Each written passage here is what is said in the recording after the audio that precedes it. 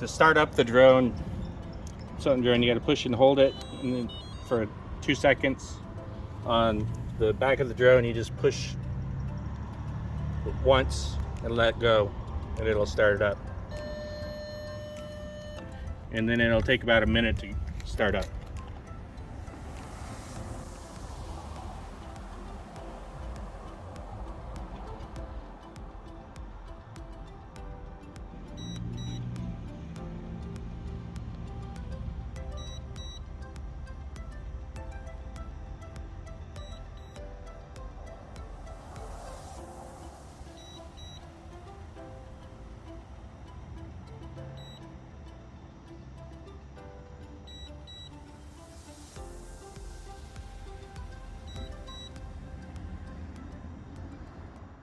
For more tips like this, make sure to follow and subscribe.